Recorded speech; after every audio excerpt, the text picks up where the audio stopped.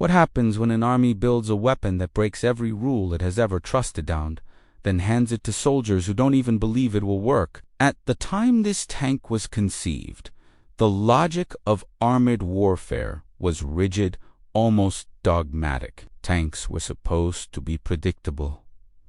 Low silhouettes, limited weight, familiar armor, angles, known engines, known guns. Anything that deviated too far from doctrine was treated not as innovation, but as and this machine deviated from everything.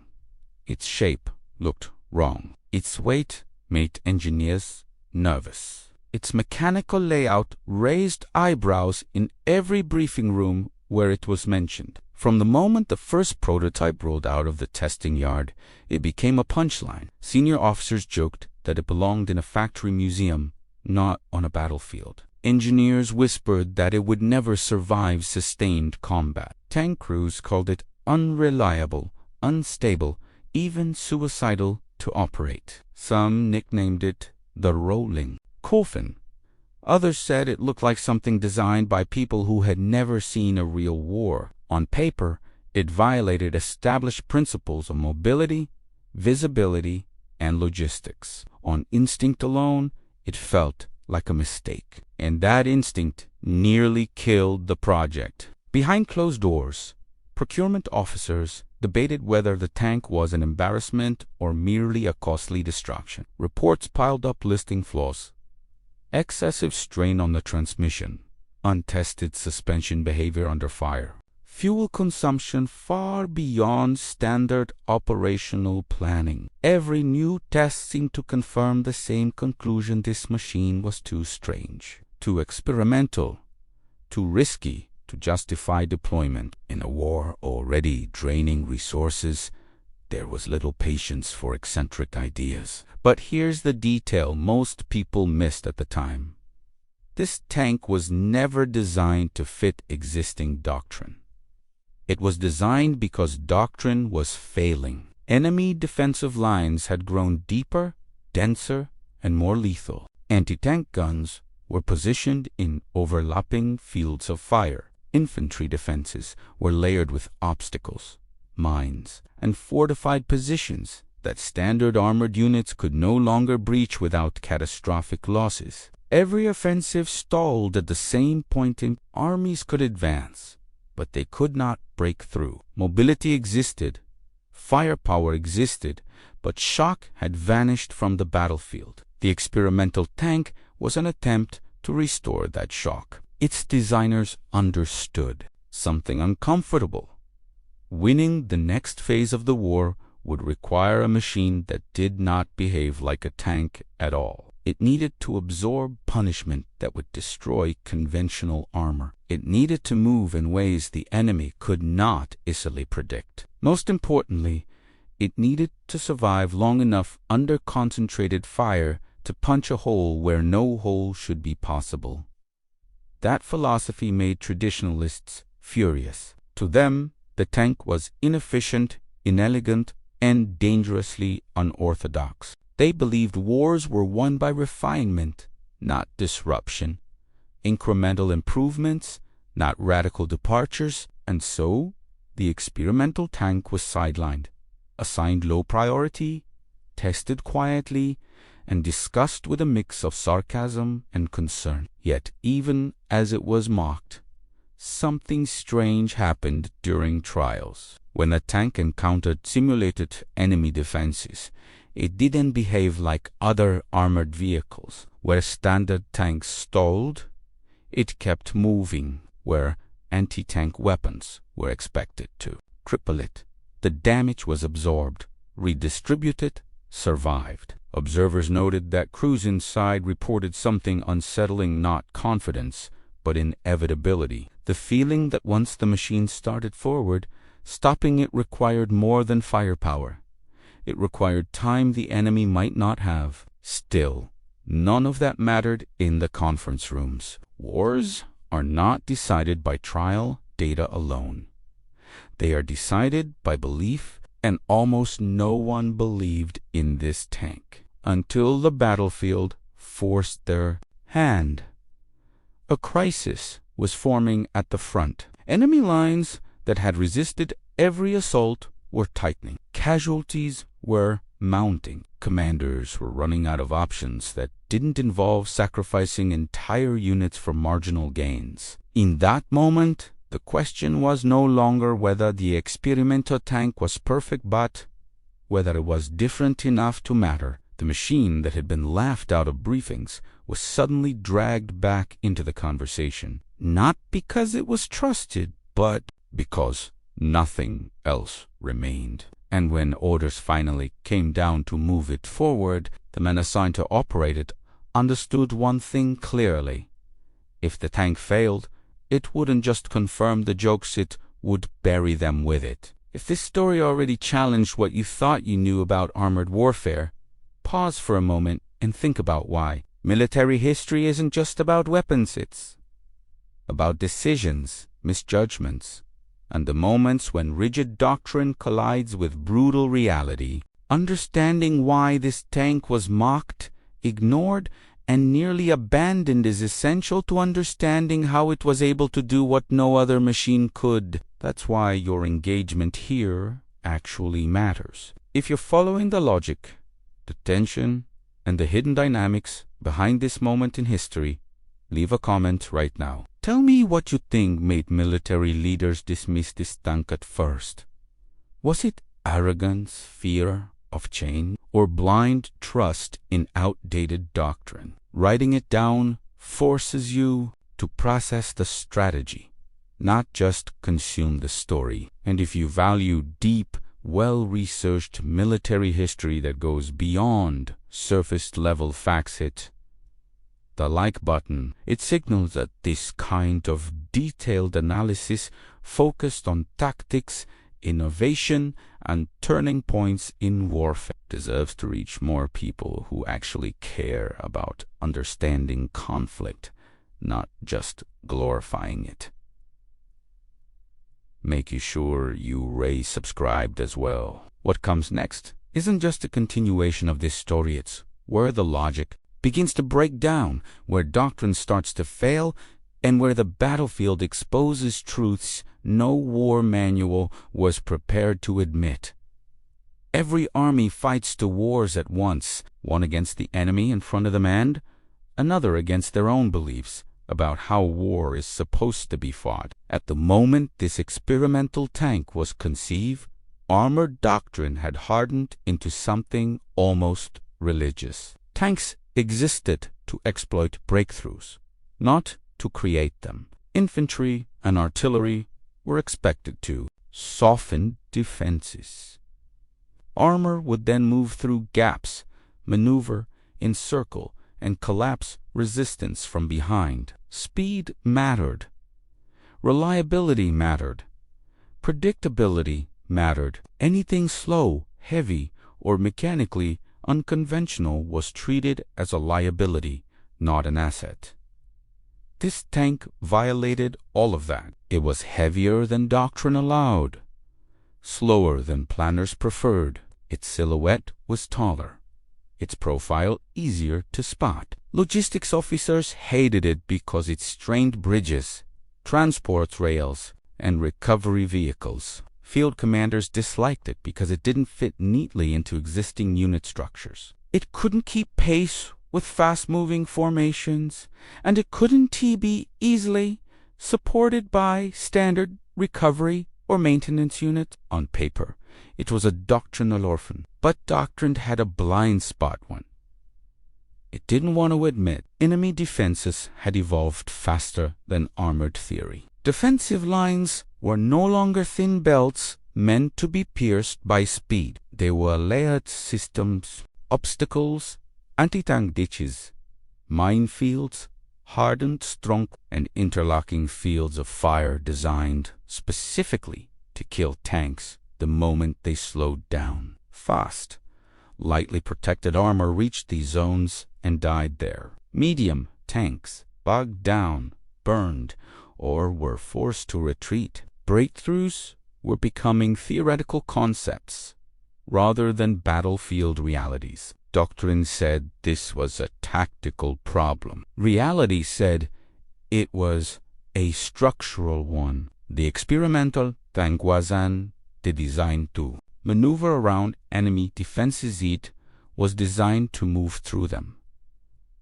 Its purpose wasn't elegance or efficiency. It was brute persistence. It assumed that enemy fire would be accurate, concentrated, and relentless, and it was built to endure that reality longer than anything else on the field. That mindset terrified tradition. If the tank worked, it would imply something deeply uncomfortable.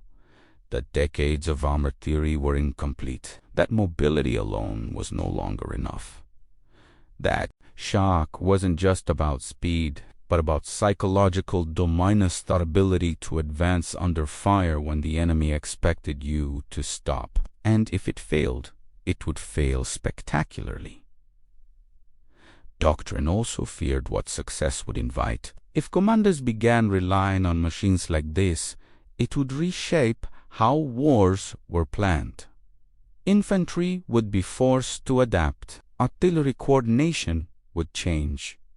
Supply chains would stretch. Training pipelines would need rewriting. Entire force structures would shift around a vehicle that refused to behave like anything before it. That kind of change doesn't happen willingly in wartime. Armies prefer solutions that reinforce what they already know. The experimental tank did the opposite, challenged assumptions at every level. During staff exercises, officers struggled to assign it a role. Was it an assault tank? A breakthrough vehicle? Mobile fortification? None of those labels fit cleanly. It didn't advance fast enough to exploit success, but it didn't need to. Its job wasn't exploitation, it was rupture, a concept most doctrines acknowledged in theory but avoided in practice because of the cost.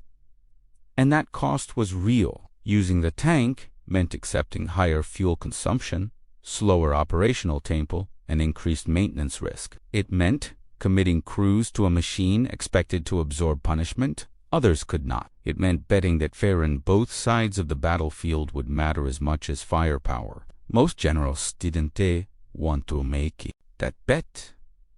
Yet the battlefield was forcing their hand. Offensives were stalling. Casualty reports were growing longer. Enemy lines weren't breaking, they were holding, adapting, hardening. Every conventional solution had been tried. Incremental improvements weren't enough anymore. The doctrine that once made sense was now producing predictable failures. And buried beneath the ridicule, the skepticism, and the institutional resistance was a dangerous possibility that this strange, mocked machine wasn't wrong, it was early, that it wasn't a mistake, but a weapon designed for a phase of war no one wanted to admit it arrived. As the pressure mounted and options disappeared, doctrine began to bend, not because it was convinced, but because it was cornered. And when doctrine bends under fire, something always snaps. By the time the experimental tank reached its most critical testing phase, it had already failed more times than most projects survive. Early trials were brutal transmissions. Overheated after short advances. Suspension components fractured under sustained weight. Steering mechanisms behaved unpredictably on uneven terrain. In controlled environments, engineers could isolate these problems. In field simulations, everything happened at once. Crews reported that the tank felt less like a vehicle and more like a moving structure, slow to respond, difficult to maneuver, exhausting to operate for long periods. Every malfunction reinforced the narrative that the critics were right. On paper, the cancellation case was overwhelming. Internal reports described the tank as mechanically immature, logistically inefficient, and tactically unproven. Fuel consumption exceeded planning estimates by alarming margins. Recovery vehicles couldn't tow it if it broke down. Bridge classifications ruled out entire sectors of the front. Even rail transport required special preparation. One logistics officer bluntly summarized the situation. "This vehicle does not fit war as it is currently organized."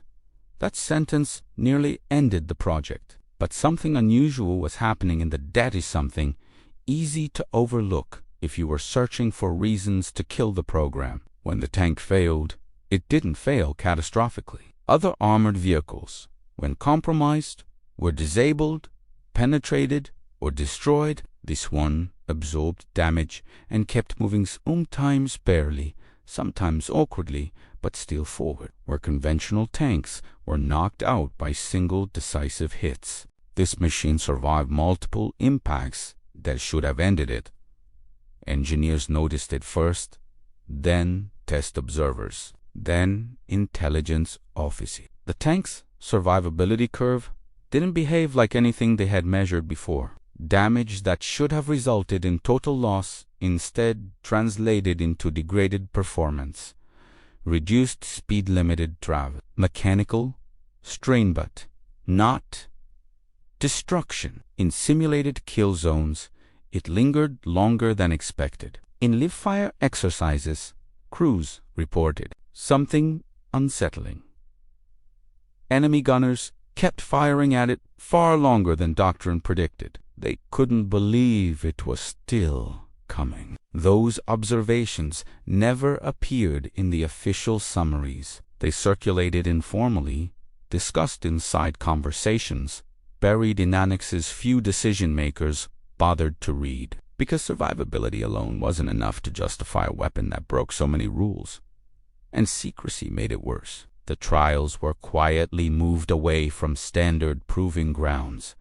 Fewer observers, tighter reporting chains. The tank's existence became something half-classified, not secret enough to inspire confidence, but obscure enough to avoid scrutiny. Crews rotated through under non-disclosure orders. Failures were logged, but successes were minimized to avoid raising expectations. Then the battlefield intervened. A sector of the front began collapsing under pressure the command structure hadn't anticipated. Enemy defenses had reached a density where traditional combat arms assaults were producing unacceptable losses for negligible gains. Repeated attacks stalled at the same defensive belts.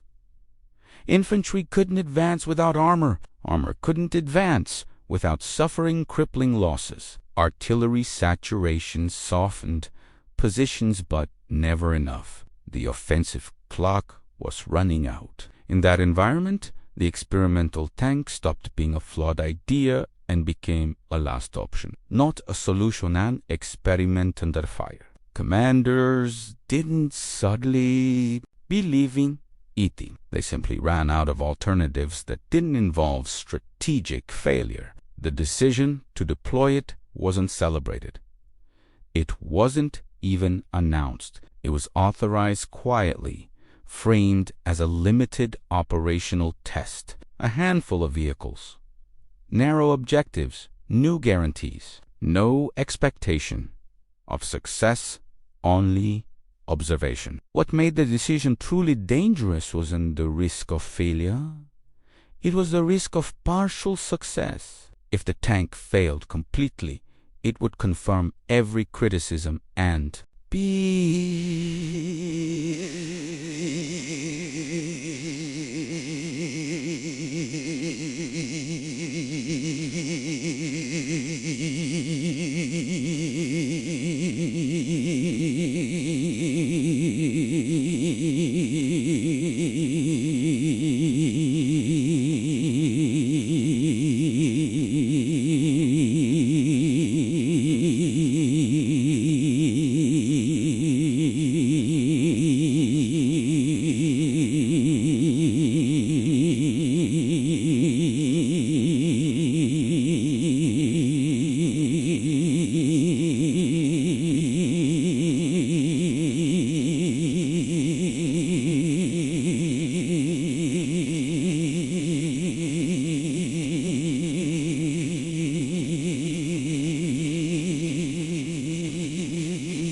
but if it worked just enough, if it survived where others didn't, it would force uncomfortable questions. Questions about why it worked, about what that meant for doctrine, about what other assumptions might be wrong. That's why some officers opposed its deployment, even at the last moment. Not because they feared embarrassment, but because they feared proof. Crews selected for the operation were not told they were piloting a turning point. They were told the mission was hiding. Time the order was finally issued. The situation at the front had crossed a line commanders rarely admit.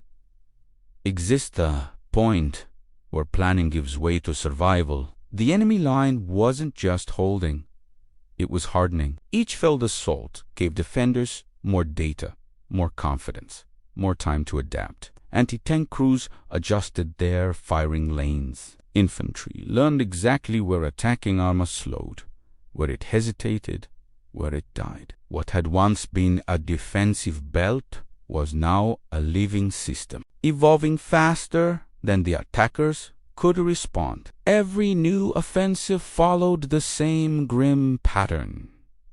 Initial movement, sudden resistance, stalled armor, mounting casualties, withdrawal. Maps began to fill with red marks that didn't move. Reports from the front stopped talking about objectives and started talking about exhaustion. Units were rotating faster, not because they'd advanced, but because they'd been bled dry. Commanders were forced to choose between preserving combat power and attempting breakthroughs they no longer believed in. Morale suffered quietly, not in open revolt, but in the slow erosion of confidence that nothing new was coming. And then came the warning signs no staff wanted to acknowledge. Enemy reserves were shifting. Intelligence suggested reinforcements were being repositioned behind the line, not to defend broadly, but to seal specific penetration points. The defenders weren't just holding, they were preparing to counterattack the moment an assault stalled. If that happened, the offensive wouldn't just fail, it would collapse. This was the moment the experimental tank re-entered the conversation, not as a bold innovation, as a calculated gamble. The language surrounding the decision was careful, almost evasive. The word breakthrough was avoided. Instead, planners spoke of localized pressure, limited exploitation, armored endurance under fire, but everyone involved understood the truth. If the enemy line wasn't ruptured soon, the initiative would be lost entirely. Traditional options were exhausted. Air support had limits. Artillery stocks were strained. Infantry assaults without armored protection were no longer acceptable. The front demanded something that could move forward and not stop even when everything designed to stop it was working perfectly. That requirement eliminated nearly every available system. The experimental tank, with all its flaws, met one critical condition. It could remain operational under fire longer than anything else available. Not invulnerable, not unstoppable, just stubborn enough to deny the enemy the certainty of success they had come to rely on. That denial mattered more than speed or the decision makers didn't suddenly trust the machine. They trusted the problem more. They trusted that the current situation was unsustainable and that doing nothing different guaranteed failure. In war, that realization often arrives too late. This time, it arrived just barely in time. Orders were issued with tight constraints. The tank would be deployed in a narrow sector, supported but not relied upon. Its role was undefined by doctrine and clarified only by intent. Advance into the strongest part of the enemy line and see what happened. No promises were made to the crews. They were briefed on the risks in blunt terms. Mechanical failure under fire was possible. Recovery would be unlikely. Enemy attention would be immediate and intense. There would be no second wave designed around their success. If they stalled, the assault stalled with them. What wasn't said aloud was more important. If they failed, it would confirm everything the critics had warned about. If they succeeded even partially, it would expose how fragile the existing assumptions really were. As the vehicles moved into staging positions, tension spread through nearby units. Infantry watched the tanks with a mix of skepticism and quiet hope. Artillery officers recalculated firing plans around a machine they didn't fully understand. Enemy observers noted the unusual silhouettes assembling behind the lines and filed reports that were dismissed as misidentification. Everyone sensed something different was about to happen, even if no one could articulate what. When the engines finally started and the tanks began their slow advance toward the enemy line, there was no triumph, no confidence, no ceremony, only urgency, the kind that comes when an army realizes it has reached the edge of its own playbook. Because once this machine crossed into enemy fire, there would be no turning back, not just for the assault, but for the way the war itself would be fought. The first shells didn't come as a surprise. Everyone involved had expected them. What no one expected was how long the firing continued and how little it seemed to matter. As the experimental tank crossed the final stretch of open ground, enemy observers reacted instantly. Signal flares went up. Anti-tank crews swung their guns into position. Range estimates were calculated with confidence born from experience. This sector had destroyed armor before. Many times the gunners knew their distances, their angles, their kill zones. They had rehearsed this moment repeatedly against targets that behaved exactly as doctrine predicted. Then the firing began. The first impact struck the tank's frontal armor with sharp metallic detonations that echoed across the line. Dust and debris burst outward. From a distance, it looked like the vehicle should have stopped right there, like every other tank that had tried to cross this ground. Infantry units advancing behind it instinctively slowed, bracing for the familiar explosion, the smoke plume that signaled another failed assault. It didn't come. Instead, the tank kept moving, slowly, deliberately, almost indifferently. Inside the vehicle, the crew felt every hit. The interior rang with violent vibrations. Instruments flickered. Bolts shook loose. Armor plates transmitted force in ways no training manual had prepared them for. But the hull held, the drivetrain strained, but continued to function. The tank did not accelerate, did not maneuver elegantly, it simply advanced. That alone was enough to disrupt the rhythm of the defense. Enemy gunners fired again and again, adjusting aim, increasing rate, shouting corrections. This was supposed to be the decisive moment, the point where armored assaults died and confidence returned. But the machine in front of them refused to behave like a dying target. Each impact that failed to stop it created hesitation. Each second it remained operational forced gunners to question whether they were misjudging range, angle, or effectiveness. And hesitation is lethal in combat. Infantry units on both sides reacted almost simultaneously. Friendly troops, initially cautious, began moving again, drawn forward by the impossible sight of armor surviving punishment that should have destroyed it. Enemy infantry, trained to exploit stalled armor,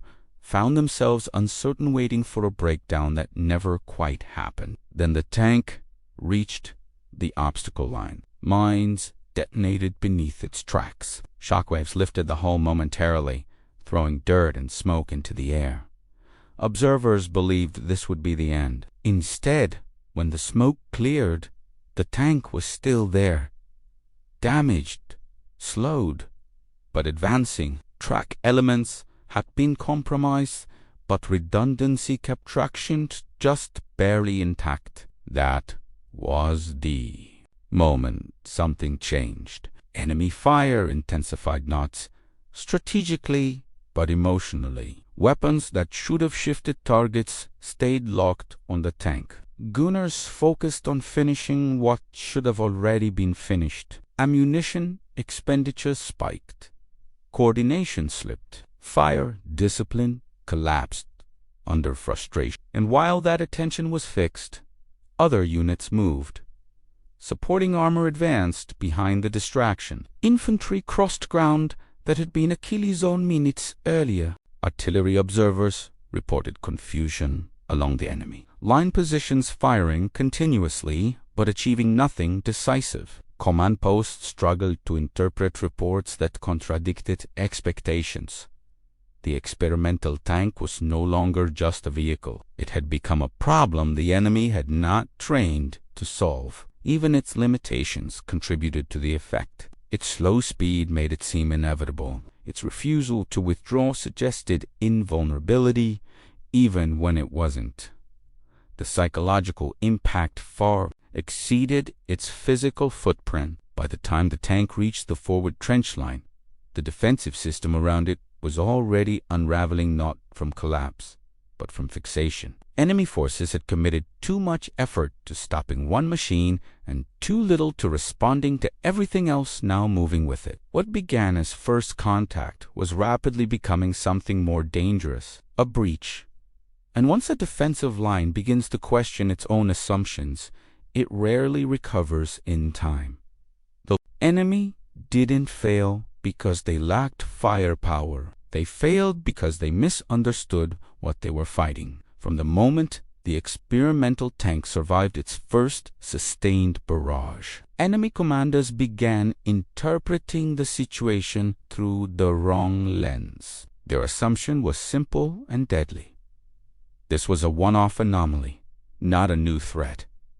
A lucky machine, a malfunctioning target, something that would eventually stop if enough pressure was applied. And so they responded the way doctrine had trained them to respond, by doubling down on what had always worked.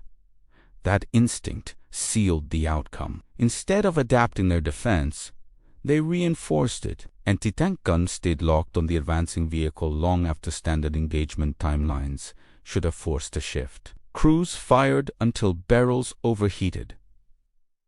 Ammunition reserves drained faster than planned. Fire that should have been redistributed across the battlefield remained concentrated on a single moving object that refused to die on schedule. This wasn't tactical thinking. It was pattern dependence. The enemy had learned armored warfare through repetition. Tanks advanced, stalled, were destroyed. The cycle had repeated so many times that it became predictive. When this tank violated a pattern, the response wasn't. Commanders assumed the anomaly would resolve itself if treated like every previous engagement. But the tank wasn't meant to be destroyed quickly. Its design exploited exactly this kind of thinking. It didn't need to win the fight alone. It only needed to survive long enough to distort enemy priorities. And as it absorbed fire, something subtle but catastrophic began to happen behind the enemy line. Command and control fractured. Reports coming in from forward positions didn't match. One unit claimed the tank was crippled. Another said it was still advancing. A third reported secondary armored movement where none had been expected. Fire coordination broke down as batteries waited for confirmation that never came. Orders contradicted each other. Some units were told to hold fire. Others were told to concentrate everything on the indestructible target. Time slipped, and in warfare, time is the one resource you never have enough of. The enemy had also misread the tank's intent. They assumed it was the main effort, the centerpiece of the assault. They didn't realize It was a catalyst, a pressure point, a psychological weapon designed to pull attention inward while the real maneuver unfolded elsewhere. By the time enemy commanders recognized that supporting units were exploiting the disruption, it was already too late. Defensive reserves had been infantry elements that should have counterattacked early hesitated, waiting for the tank to finally be destroyed. They waited for an ending that never arrived. Worse still, the tank's apparent indifference to damage undermined confidence at the individual level. Gunners began questioning their weapons. Infantry questioned their training. Officers questioned their orders. When belief erodes, coordination follows. Some crews abandoned optimal firing positions to reposition closer, convinced proximity would make the difference. That movement exposed them to flanking fire. Others hesitated, conserving ammunition out of fear they were wasting it on something that couldn't be stopped. Both reactions fed the same outcome loss of defensive cohesion. The miscalculation wasn't about the armor thickness or gun caliber. It was about expectation. The enemy had prepared to defeat tanks that behaved rationally. This one didn't. It advanced into fire it was supposed to fear. It stayed operational beyond the known logic set it should fail, and that contradiction forced defenders to improvise under pressure, a task doctrine had never prepared them for. By the time the enemy realized they weren't facing a conventional assault, their line was already compromised. Not shattered yet, but fatally weakened. Defensive lines rarely collapse all at once. They fail in layers quietly at first, then suddenly, all at the same time. By the time the experimental tank reached the inner belt of the enemy position, the line was already unstable. Fire discipline had eroded. Communication lagged behind events. Units that were supposed to operate as a system were now reacting as individuals. And in that gap between coordination and chaos, the impossible happened. The tank crossed a boundary the enemy believed was absolute. This was the zone where previous assaults had always ended, where armor stopped, where infantry went to ground, where commanders regained control and restored order. But the machine didn't halt. It didn't maneuver or exploit openings. It created one through persistence alone. Each meter it advanced denied the defenders the psychological reset they depended on. Inside command posts, officers struggled to explain what they were seeing. Maps, Istiu, showed a solid defensive line, but reports suggested something else entirely. Units were calling in fire on their own positions, convinced the tank was already past them. Others reported being flanked by forces that minutes earlier had not existed in their sector at all. This is how rupture actually begins, not with a breach, but with disorientation. As the tank pushed forward, infantry followed through gaps that shouldn't have been there. Obstacles that once channeled attackers into kill zones were bypassed or neutralized under the distraction. Strong points that relied on overlapping fire suddenly found themselves isolated, still firing forward while the battle moved around them. The enemy line stopped being a line. It became a series of disconnected fights. Some defenders continued firing at the tank long after it had ceased to matter tactically. Others broke contact entirely, pulling back without orders. A few attempted desperate counterattacks, only to run into advancing units they had never been briefed to expect. The breaking point came not from destruction, but from realization. Defenders began to understand that the tank was not the objective, it was the signal, that everything they had committed to stopping it had left them blind elsewhere. By the time that understanding spread, command authority had already fractured beyond repair. Once that happened, momentum took over. Supporting armor surged through the opening. Infantry poured in behind it. Artillery shifted fire deeper, exploiting corridors that hadn't existed an hour earlier. The enemy's carefully layered defense unraveled into fragments, each still dangerous but no longer decisive.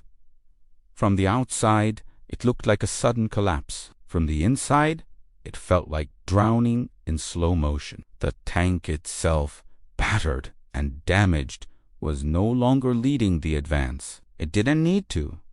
Its role was complete. It had done the one thing no other weapon had managed. It had made the enemy lines stop believing in itself. And once belief collapses, defenses follow. This wasn't just a tactical success. It was a conceptual one, a demonstration that endurance could be more disruptive than speed, that survival under fire could matter more than firepower, and that breaking a line didn't always require destroying it, only convincing it that its rules no longer applied. Long after the guns fell silent, the real damage continued to spread inside the minds of the men who had tried and failed to stop the advance. The enemy had not simply lost ground. They had lost certainty. For years, their defensive doctrine had been built on predictable outcomes. Tanks advanced, defenses engaged, armor burned. The sequence was reliable enough to feel inevitable. It allowed soldiers to fight with a dangerous kind of confidence, the belief that if procedures were followed correctly, the result was already known. That belief had just been shattered. Survivors of the engagement reported the same unsettling sensation. They described firing repeatedly at a target that refused to respond the way it was supposed to. Impacts that should have meant victory resulted in nothing. Mines detonated, guns fired, corrections were made, and still the machine came forward. Not fast, not dramatically, just relentlessly. That kind of experience rewires fear. When weapons fail to deliver the expected result, doubt replaces training. Gunners began questioning their own competence. Infantry questioned whether their positions were actually defensible. Officers questioned whether their orders still made sense in a battlefield that no longer followed familiar rules. The tank became something larger than itself.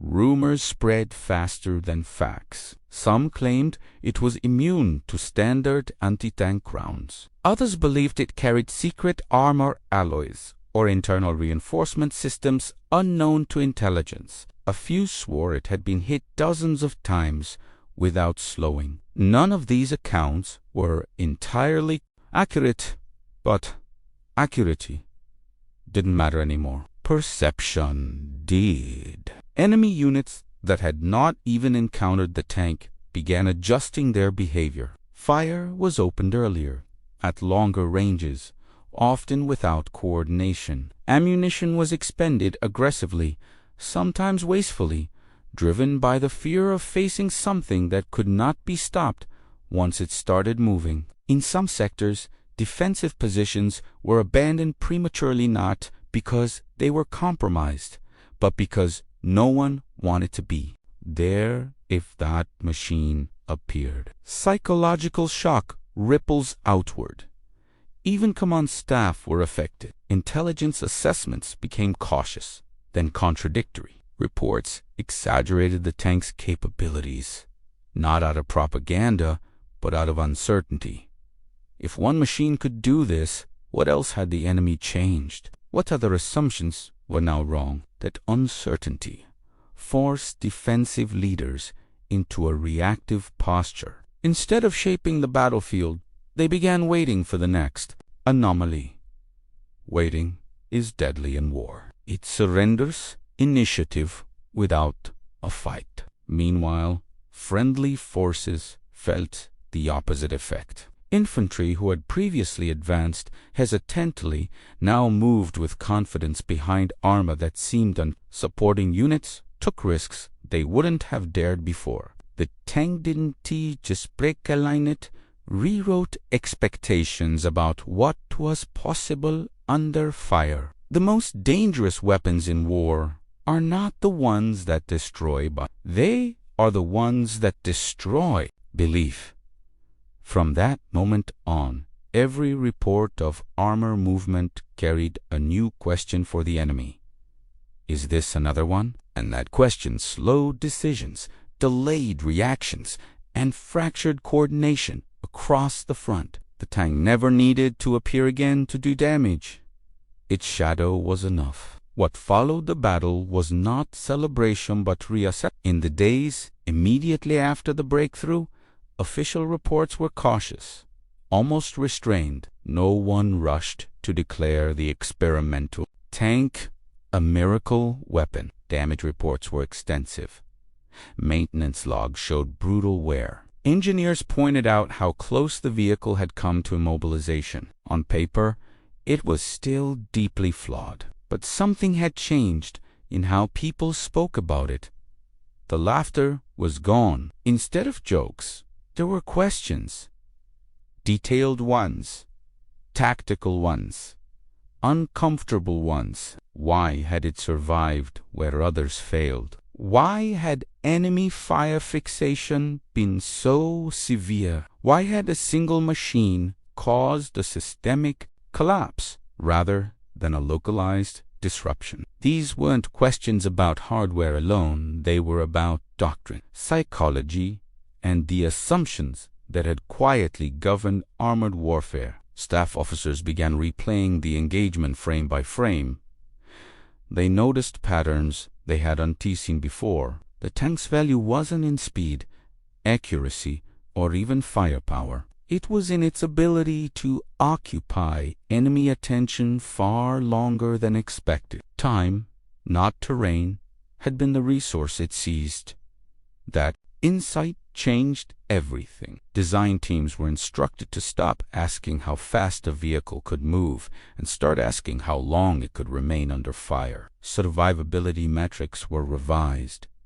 Armor layouts were reconsidered. Redundancy became a priority instead of a luxury. Systems that allowed partial function after damage were suddenly seen as force multipliers, not ineffective. The experimental tank was no longer treated as a mistake. It became a reference point. Future prototypes quietly borrowed its philosophy, if not its exact form. Designers learned to accept that some vehicles would never fit cleanly into existing categories and that those vehicles might be the ones that mattered most in decisive moments. The idea of breakthrough armor stopped being theoretical and started becoming operational. Even training doctrines shifted. Crews were taught not just how to fight, but how to endure, how to continue advancing with degraded systems, how to recognize when survival itself was shaping the battlefield. The emphasis moved away from flawless execution and toward controlled persistence. The enemy noticed this evolution, too. Intelligence reports began identifying changes in armored behavior. New formations, slower advances backed by overwhelming confidence, attacks that seemed almost indifferent to incoming fire. What had started as a single anomaly was now influencing how future battles unfolded, and perhaps the most significant change happened at the cultural level. Officers who had once dismissed unconventional ideas began listening longer before rejecting them. Engineers were given more freedom to challenge assumptions. Field feedback gained weight over theoretical perfection. The war had delivered a harsh lesson.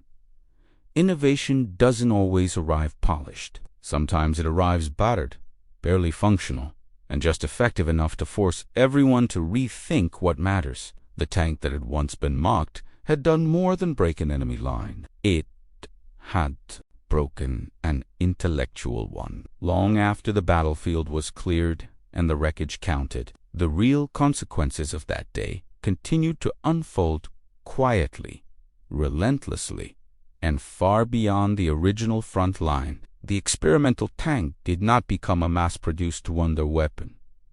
It was never meant to. Its true legacy wasn't in numbers, but in permission. Permission to question assumptions that had calcified into doctrine. Permission to design machines that didn't win by elegance, but by hifuzao. To fail on schedule. Armored warfare had been obsessed with optimization, speed, firepower, efficiency. What this tank introduced was something harder to quantify. Psychological dominance through int. It demonstrated that a machine could reshape the battlefield simply by surviving longer than the enemy's confidence. Design bureaus across multiple nations quietly absorbed the lesson. Future armored vehicles would emphasize compartmentalization, redundancy, and survivability under sustained fire. Armor layouts evolved to protect crews even when mobility was compromised. The idea that a tank could remain tactically relevant while damaged once seen as unacceptable became a design goal. Doctrine followed technology. Breakthrough operations began to account for attention economics. How long could enemy fire be fixed on a single point? How much confusion could be generated by a platform that refused to conform to expected failure time? Armored assaults were no longer judged solely by kilometers advanced, but by systems disrupted and decisions delayed. The tank also changed how commanders thought about risk. Previously, committing armor into dense defenses was seen as reckless unless conditions were ideal. After this engagement, risk was sometimes accepting mechanical strain and logistical inconvenience was preferable to predictable tactical defeat. Sometimes the cost of not trying something different was higher than the cost of failure. Even enemy forces adapted. Defensive doctrines began emphasizing flexibility over fixation. Training stressed disengagement when outcomes no longer matched expectations. The idea of kill certainty was quietly downgraded. If a weapon didn't stop when it should, defenders were taught to shift, not obsess. That change alone altered how future battles unfolded. And yet, despite all of this, the tank itself faded into obscurity. It wasn't paraded. It wasn't mythologized. It simply became part of the intellectual foundation upon which modern armored warfare was built. Its greatest achievement wasn't the ground it helped seize it, was the mindset it forced into existence. War doesn't reward perfection. It rewards adaptation. And the experimental tank proved that sometimes the most powerful weapon on the battlefield is the one that teaches everyone, friend and enemy alike. The rules they trusted no longer apply. If you've watched all the way to the end, congratulations. You've witnessed more than just an armored breakthrough. You've seen how innovation, persistence, and a refusal to conform can rewrite the rules of war. Now it's time to engage and make your insight part of the conversation. Comment below with your thoughts. Was it the tank's design, the crew's courage, or the enemy's misjudgment that mattered most? Your perspective helps us understand the full picture, and it fuels discussion among history enthusiasts who want more than surface-level facts. Hit the like button if you appreciated the deep dive into tactics, unexpected innovations, and the psychological game behind armored warfare. Every like ensures this type of well-researched, narrative-driven content continues to reach viewers who value historical strategy as much as you do. Subscribe to the channel for more stories that reveal hidden moments in military history, moments where a single decision or a single piece of equipment changed everything. By subscribing, you'll be the first to see new episodes exploring dramatic battles, brilliant tactics, and forgotten innovations that shaped the course of wars. Finally, don't stop here. Click on the next video appearing on your screen. Now it's packed with another historical story full of suspense, strategy, and game-changing technology. Dive in, continue learning, and don't forget to comment your first reaction when you finish watching. Every thought counts, and your engagement keeps these stories alive.